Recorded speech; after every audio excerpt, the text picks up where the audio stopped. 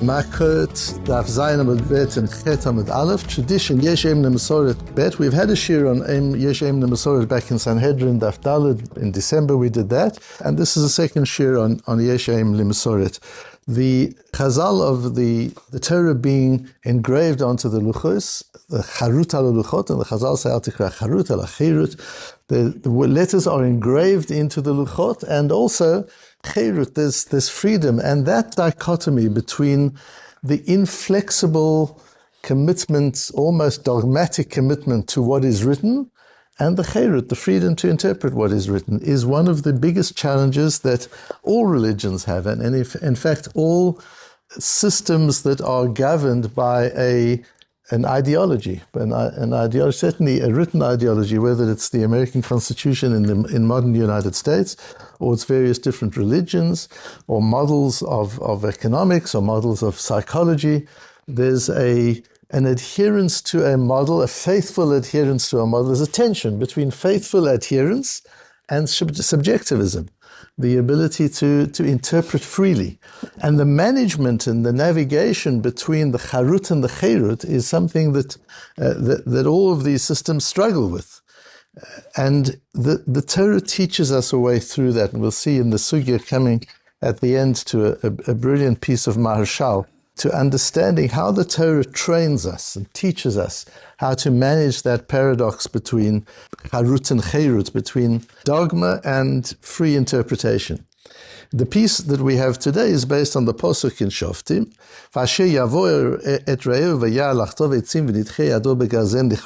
A person goes into the forest to chop wood. He's allowed to do that, nothing wrong with that. And he's chopping the wood. And the iron flies off, separates from the wood. It lands up hitting his friend, and the person dies. That's a case of unintended murder, unintended killing. And for that, there's the galut. He goes into one of these cities. There's no death sentence for this person. So that's the primary case, the model of unintended murder. Says Rashi, there are two ways to learn the posuk. The one is the iron flew off the wooden handle of the axe. And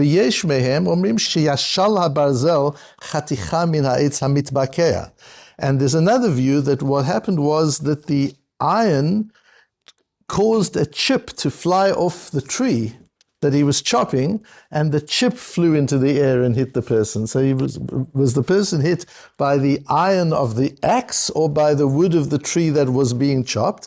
Two ways of learning the posuk. It's either v'nashala barzel min ha'etz, the iron flew off the wood, meaning the handle, or v'nishal, as we'll see in the Gemara, the iron caused the wood to separate from the tree and fly off and hit the person. Two ways of learning. The Rashbam says not really two ways of learning. There's one clear way of learning. V'nashal barzel hu hagarzen shekarui barzel k'dichtiv imkat habarzel sheyashlich hagarzen chatichat bakat min ha'etz shehu mevakea.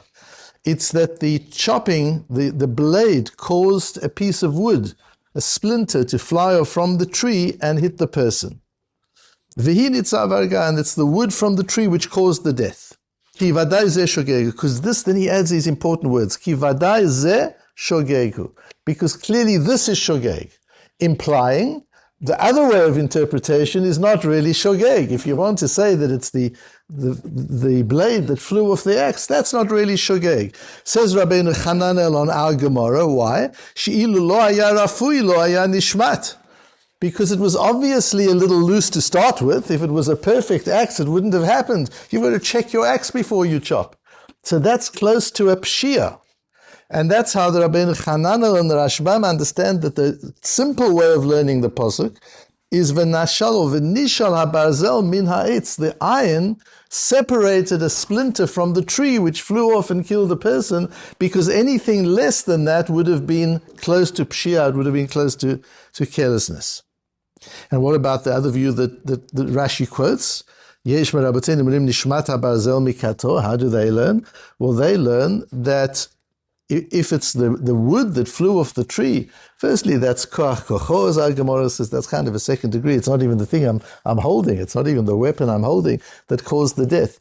And also, that's closer to honest. How could I know that this splinter was going to fly in that direction and hit? There's nothing I could have done. That's not even shogeg. That's total onus. So what we're looking at is, where do we put that separator between shogeg and onus? Because you've got pshia, which is carelessness. You've got shogeg, which is a mistake. And you've got onus, which is beyond your control. And golus, this fleeing to one of these cities, is specifically for shogeg. Somewhere between pshia and onus. Where exactly you put that depends on your interpretation of this posuk. And that's our Mishnah on the bottom of Daf Zayin. Nishmat habarzel mikito. So what is the din if the axe's metal blade flew off and killed? What is the din? Rabbi says no, there's no galut for that, because that's close to pshia. That's almost carelessness. The Chachamim say this is what the posuk is talking about. This is what the verse in the Torah refers to.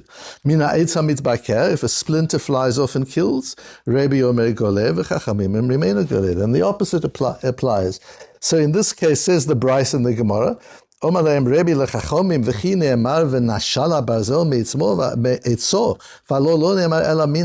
doesn't say, and the blade separated from its wooden handle. It says from the wood. The wood, as opposed to its wood, clearly implies the wood of the tree. And furthermore, the word eitz, tree, wood, appears twice in the verse. Certainly the first use of the word means the tree. A man comes into the forest to chop trees. It doesn't mean wooden handles, it means trees. So the second word eitz also means that. Amar Rav Chia bar Ashi Amar Rav. So Rav has a din where he says, "Ushnehem mikra echad darshu," and they both work it out from the same words in the Torah. V'nashala barzel min ha'etz Rebbe savar yesh eim lemesoret v'nishal ketiv. Rebbe says you've got to learn the Torah the way we were taught to read it, not the way an academic scholar will read it. It's the way we, the Jewish people, were taught to read the Torah, and we were told to write it as v'nishal. That's the mesoret that it means. Yeshen mesoret v'nishal ktiv. That means although it's written nun shin lamed, it can be pronounced either way, nashal or nishal, even though the yud isn't there, neither in the kri nor in the ktiv. There isn't a kri in ktiv in this case. It just says v'nashal, nun shin lamed. But nun shin lamed could be read as a causative, v'nishal, it caused the wood to fly off, or v'nashal, and the wood flew off in the kal form. It could be either one of those. And the Mesoris is that you've got to see it written as V'nishal. Although you pronounce it as V'nashal, you've got to see it written as V'nishal. V'Rabbanon Savri Yeshim Lemikra V'nashal Karina. And the Rabbanon say it says Nun Shin Lamed, and any Cheder child will tell you that Nun Shin Lamed is read Nashal, and that's how you read it. You read it as it's written.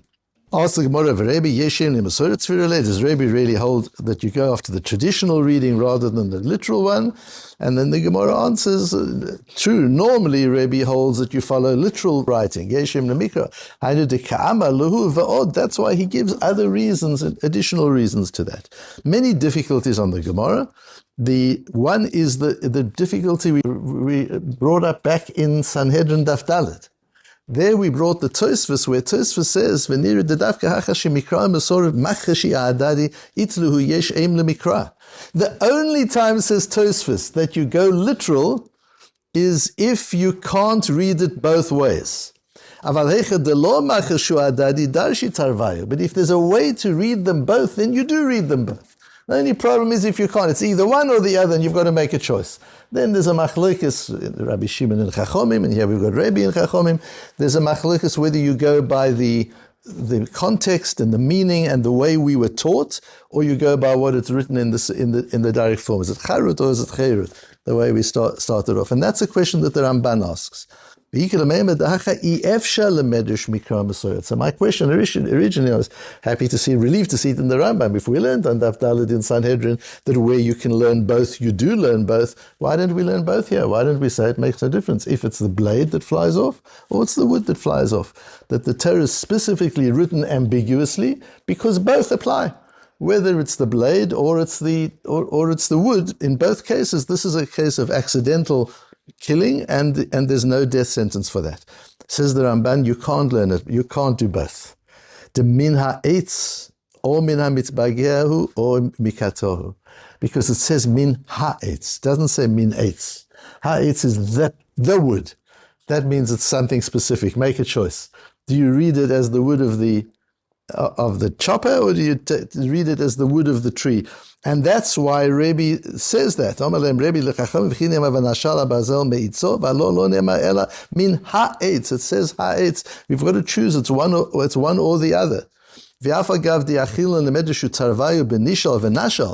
word nashal could be read both ways. It flew off the handle, or it caused a piece of wood to fly off the tree. You could read that word both ways. That wouldn't be a problem. But if you look at the word min ha'etz, there you've got to make a choice. It's one or the other. And the question is now, which one will you learn? And the Ramban says, because even the way you read and the way it's written, Rashi says, Kamashinim Sirak Tav Shel Teva LeMoshe, that even the way you write is Mesorah. It's not as if there's a Mesorah and there's a written. Where did the written come from? Hashem taught Moshe how to spell each word. So each word in itself is a Mesorah. So you're really dealing with Mesorah, and Mesorah is the way Rashi learns it. The Ritva, just moving through the sugya, and in your own time you can go into it much more deeply. The Ritva explains the way Tosfos comes to explain it. Tosfos asks some difficult questions, and then brings the Rabbeinu Yosef Bechor Shor, who was a Talmud of Rabbeinu Tam. So I told you that the Tosfos on Makkot is a later Tosfos, 13th century Tosfos, Talmud of Rabbeinu Peretz, but here he quotes from 12th century. Rabbi Yosef Bechor Shor, who was a Talmud of Rabbeinu Tam, and he gives Rabbi Yosef Bechor Shor's understanding of the sugya. The Ritva words it more clearly. And he says, Rebbe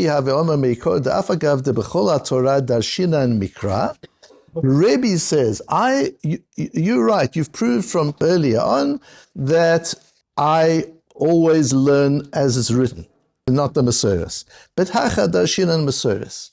But in this case, I deviate.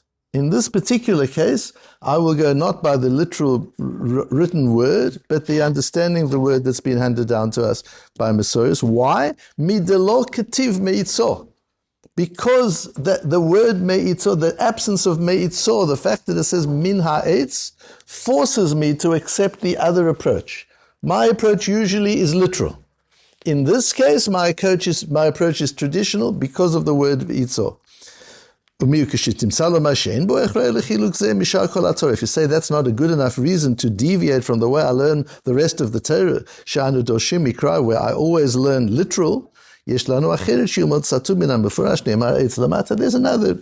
indication. There are two indications in this pasuk that although we normally learn literal, this verse has to be learned traditionally. And these are the two proofs.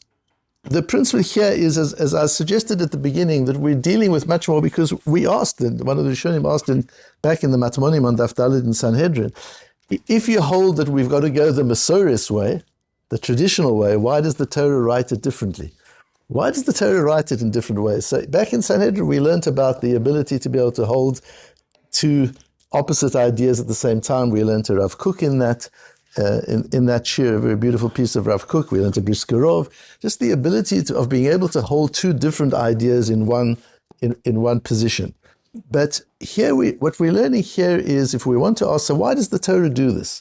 What I want to suggest is part of the reason the Torah does this is to teach us the discipline of managing the difference between staying faithful to a written text and finding a way to navigate context and meaning and tradition, and to be able to work with both of them. And it's the same today, even when it comes into matters of psak halacha. How do you deal with the Mishnah Berurah says this. Yeah, but that's not what my father and grandfather used to do. The Shulchan Aruch says this. Yeah, but that's not what we've done traditionally over the years.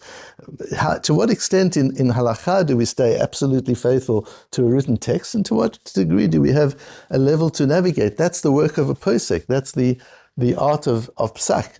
And on Yom Tov, Oren Chaim Taler told me that he heard in the name of Professor Chaim Soloveitchik, who was Rabbi Yoshe Ber Soloveitchik's son, that the difference between the Aruch HaShulchan and the Mishnah Berurah is the Aruch HaShulchan assumed that everybody knew their Masorah, they knew their tradition. And his job was now to link the tradition back to sources. So how do you see, where does this come from? And he reasons it out from the Gemaras and Chazal so as to position the traditions in a way that is aligned with the sources. The Mishnah Berurah, it's almost, if this is right, and I think it's an incredible insight of his, the Mishnah Berurah was almost prophetic. It was like a gift to the Jewish people before the Holocaust. Because after the Holocaust, we lost a lot of tradition. And the Mishnah Berurah was written for people who don't have a Masorah, don't know what the Masorah is. He reestablishes how we're meant to act in particular places, and it's a very interesting approach to the difference between these two. But in essence, the Masorah, the way we do things, is incredibly important in halakha. You don't suddenly discover, you go to yeshiva and you suddenly discover a Mishnah Berurah or an Aruch HaShulchan or a Bir Aluch, and you say, oh, all of a sudden what my father and grandfather and great-grandfather used to do clearly is wrong, because it's, no. The starting point is Masorah. The question now is, to what extent is the Masorah aligned? And we see, what's interesting is there's a Pri Megadim, which I quote here, which is in Siman Pei Zayin, where the Pri Megadim, like the Hagos Maimonides, learns from the Rambam that we paskin yesh aim la Masorah. We follow the Masorahs, and I want to suggest that's not only in this case of how do you learn a posuk. We follow the Masorahs, that means generally Masorahs dominates literacy, or literalness. But the Marshal adds a proviso, which is very important, and we can apply this also in the wider sense. Says the Marshal, he had a note in his Gemara on this Tosfos, Otam de Amri yesh aim lemikra. Those who hold you go with literalness. Azlinan bata mikra lo olam, you always go with literalness. That's a dogmatic approach, you don't deviate, that's what it says, that's what you do, and that's how it is. Even if it doesn't exactly fit in, it doesn't matter. That's what it says, that's what you do.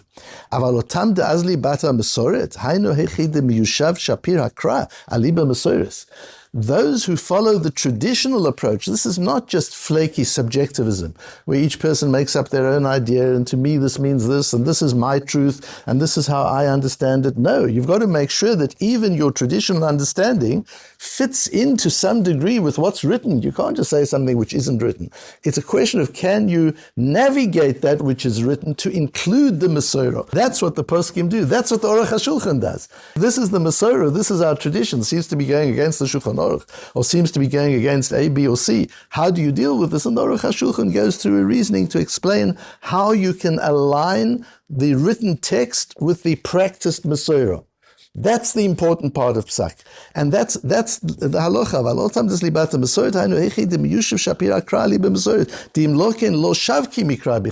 You'll never abandon the text. You'll never say the Shulchan Aruch doesn't matter. The Mishnah Berurah is unimportant. You'll never say that, chas v'sholem. You will always say, my Masorah is so-and-so, now let me deal. How do I explain the Mishnah Berurah? My Masorah is so-and-so, how do we explain the Shulchan Aruch? Often the Shachan, the Taz, the Grol will go against the Shulchan Aruch, but they'll explain where it is and why it is that they're going against. The Ramah will often go against the Shulchan Aruch. So that sensitivity, and today in the confusion of the society in which we live, that sensitivity becomes really important to understand what is our Masorah. That's our starting point. Is our Masorah irreconcilable with texts, with halakha? Then we've got to make adjustments. Then our Masorah has drifted, and we've got to get back to the essence. But if our Masorah can be aligned with Psak Halakha through the work of the various poskim, then we stay true to our tradition, and that's the way we function. And even in Eretz Yisrael today, the Ari said in his time, the idea of different traditions coming to Eretz Yisrael doesn't mean they must all mix into one minhag Eretz Yisrael, as they call it. The idea is each tradition stays the same and interweaves and works. It's a tapestry of tradition. And that's why you've got shuls that are minhag Teiman, you've got Yemenite shuls, and you've got Tunisian shuls, and you've got various different Hasidic shuls, each one according to their minhag. There's a strong sense of identity comes from the minhag that you've had, provided that minhag is completely reconcilable with the work of the poskim and isn't something that's completely outside of that. It doesn't have to be the same as everybody else. It can be different from everybody else, as long as it's not different from your fathers and your forefathers. That's what's important. Don't compare yourself to the shul next door. What the shul next door does is not important for you. What's important for you is what did your father do? What did your grandfather do? What did your great-grandfather do? Unless it's an open shul, which is just for everybody. It's not a particular Masorah. Whoever's davening before the Omer davens by the Endusaf, whatever they want, that's a different kind of a shul. But if it's a community, there's strong reason to identify with the Masorah, to stand with the Masorah, and to be able to stand your ground halachically and explain why that Masorah has been so strong and where it fits into the larger halachic tapestry.